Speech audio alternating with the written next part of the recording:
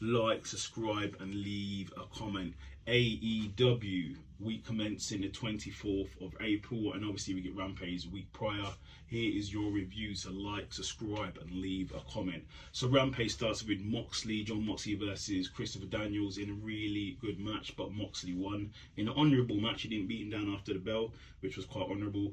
Then we had Jade Cargill in back, basically saying she wants to get rid of Taya Valkyrie, and they have a match obviously coming up on Dynamite, and Taya cannot use her finish because her finish is the same as Jade's finish, so we'll see what happens there. Then we had the Hook, Isaiah, and the Hardys in the ring, and basically Jeff Hardy is saying he's not leaving anywhere now, he's staying in AEW, he's going to retire in AEW. Why he's saying that, Stokely comes on, calls them out, and then they get jumped by the firm, so we'll see what happens there.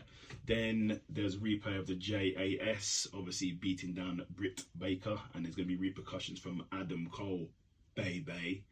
Then there's a new team, basically, Naturally Limitless. That sounds pretty good. They're going to wrestle next week, which is Dustin Rhodes and Keith Lee, so I'm looking forward to that.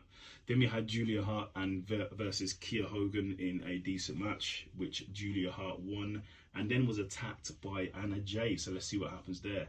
Then we had Christopher Daniels in the back, basically giving Moxley props, saying, oh, you're a good guy, you're an honourable guy, while he was surrounded by the BCC, and obviously he got a beat down for his troubles.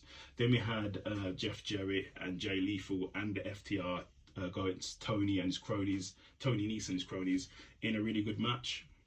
But in the end, FTR got the win. And then there's a little bust up in the match between Dax and Jeff Jarrett. But there also was a bust up after the fight, after the match as well. And then Mark Briscoe came down to calm things down. Then there's a little appreciation for Orange Cassidy about the amazing run he's on right now, and he's doing well. I've done shorts about this as well, about how amazing Orange Cassidy is on his this run is he's on. So props to Orange Cassidy, he's doing well, keep it up. Then in the main event of the evening, I'm going to butcher these names. You had La Francisco versus El Vinkingo. I think that's how you pronounce it anyway, for the AAA championship in a really high-flying, all over the place technical match. Go and see if you haven't seen it. But in the end, Vinkingo wins and then gets a beat down by Roosh for his troubles, Roosh and his boys. Then we move over to Dynamite. Dynamite starts with Orange Cassidy versus Bandido for the International Championship. See, I didn't say Intercontinental, I said International Championship. In a really good match, but in the end, Orange Cassidy wins.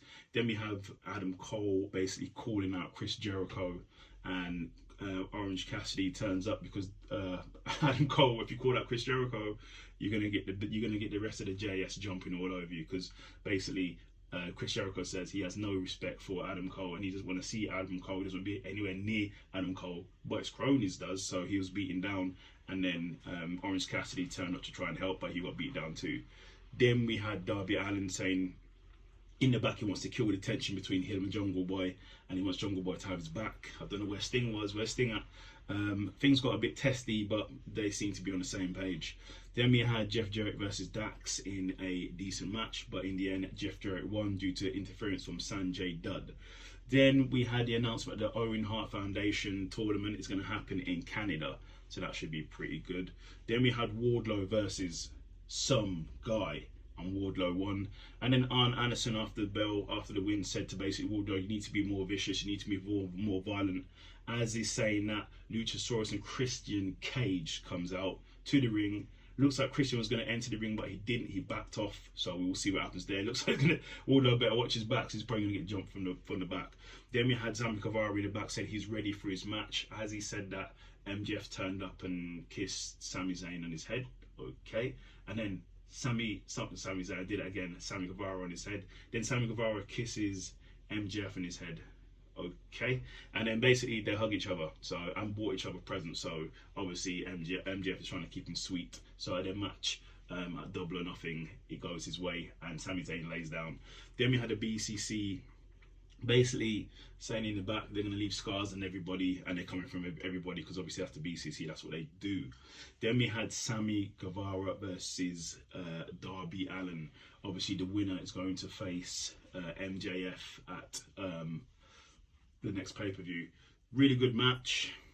but obviously it was marred in controversy because Sammy Guevara MJF threw the skateboard to Darby. Darby caught the skateboard. Sammy Guevara played dead. The referee turned around and saw it. Then he disqualified Darby Allin.